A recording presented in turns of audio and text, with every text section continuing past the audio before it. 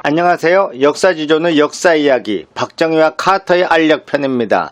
좋아요와 구독 부탁드립니다. 1977년 조지아주 땅콩농장 출신의 카터가 워터게이트 사건으로 물러난 닉슨 대통령을 이어받은 포드를 꺾고 미국 39대 대통령에 당선되어 조지아 마피아 사단, 즉 청바지의 장발을 휘날리며 카터에 대한 충성심으로 똘똘 뭉친 조지아주 출신 인사들을 이끌고 워싱턴에 입성하자 한국은 발칵 뒤집혔습니다. 독실한 침례교 신자이자 교회 주일학교 교사였던 카터는 대통령에 당선된 뒤에도 주일은 교회에서 아이들을 가르치겠다고 할 정도로 독실한 신앙인이어서 그가 도덕 정치를 지향할 것이란 것은 일찌감치 예상하였지만 문제는 그가 주한미군 철수를 공약으로 내걸고 미 합중국 대통령에 당선되었다는 것에 있었습니다. 카터는 남한의 인권이 개선되지 않으면 주한미군을 철수하겠다고 박정희를 강하게 압박하였고 박정희를 동아시아의 독재자로 취급하면서 주한미군 철수, 핵개발 위협, 인권 유린 등을 이유로 계속 괴롭혔습니다. 이에 박정희는 북한의 인권에는 침묵하면서 왜 이렇게 우리만 물고 늘어진단 말인가라고 화를 내었습니다. 카터 당선인은 한국에서 주한미군 철수를 한 뒤에는 일본의 군비 증강을 지원해줘야 하는지 헨리 키신저 국무장관에게 문의할 정도로 그의 결심은 확고하였습니다.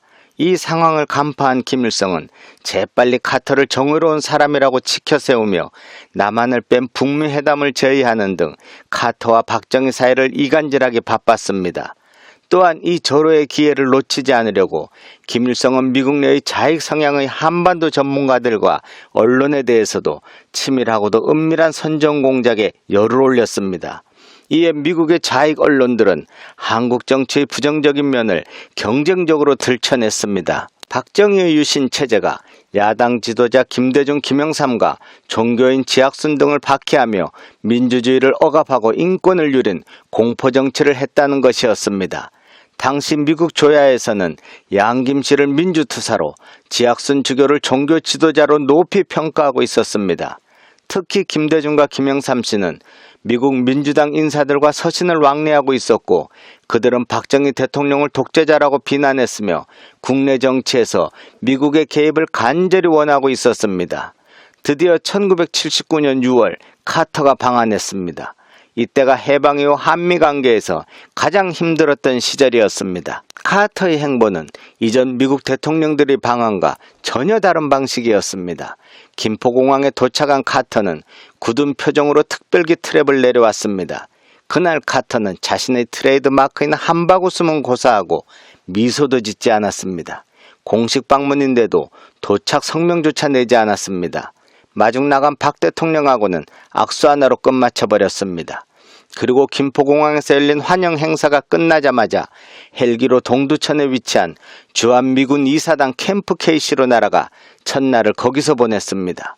다음 날에는 한국군 기지 시찰 일정이 잡혀 있었는데 카터는 날씨가 나쁘다면서 예고도 없이 시찰을 취소해버렸습니다. 그날 아침 미군 병사들과 함께 조깅까지 했으면서도 말입니다. 철저하게 박정권을 무시하였습니다. 이미 국내에서는 미군 철수 소문이 파다하게 퍼져서 불안감이 휩싸였습니다. 카터는 여의도 국회의사당에서 연설할 때도 인권과 민주주의만 수없이 강조하였습니다. 옆좌석에 앉은 우방국 대통령 박정희는 아랑곳하지 않았습니다. 당연히 야당 의석에서는 박수와 환호성이 터져나왔습니다. 또한 카터는 김영삼을 비롯 강원용, 한경직 목사, 김수환 추기경 등 제야 인사를 12명이나 만나는 등 노골적으로 박정희를 견제하였습니다. 김영삼은 귀하가 유엔 연설에서 한 인권 간섭은 내정 간섭이 아니다라고 말하고 나머지 인사들도 미국은 한국에 더 큰 영향력을 행사해야 한다고 거들었습니다. 이런 분위기에서 6월 30일 박정희, 카터 회담이 열렸습니다. 박 대통령은 정상회담에서 주한미군을 굳이 철수하겠다면 가라. 우리는 핵무기를 개발하겠다. 그리고 인권 문제는 내가 먹여 살리는 내 국민인데 내가 더 잘한다. 간섭하지 말라. 이런 식으로 30분간 연설을 이어나갔습니다. 주한미군 문제, 인권 문제에 관한 박정희 얘기에 속이 뒤집힌 카터가 참모들에게 당장 진보다리를 싸라면서 펄펄 뛰었습니다. 카터의 분노가 최고조에 다다랐습니다. 당장 돌아가자고 하면서 참모진들을 윽박질렀습니다.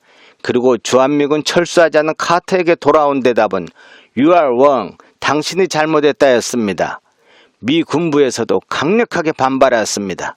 미군이 철수한 베트남이 공산화되고 이란의 팔레비 왕조가 무너지고 반미 강경파 호메이니 정권이 들어서며 미 국민 52명이 인질로 잡히는 등 더구나 그들을 구출하겠다던 특공대의 비행기 충돌로 8명이 죽으면서 독수리 발톱 작전이라는 이란 인질 구출 작전이 실패하자 카터는 재선에 실패하고 고향 조지아로 돌아가는 신세가 됩니다.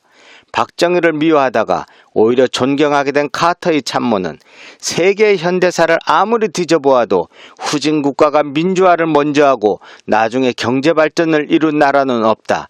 현대적 시장 경제로서의 성공한 나라가 민주주의 국가가 되는 것이다 라는 말을 남겼습니다. 또한 미국과 중국의 수교를 이루었던 헨리 키신저 미 국무장관은 외교 정책에 대해서 아무것도 모르는 사람이 대통령으로 온다니 어떻게 해야 할지 막막하였다고 토로하였습니다.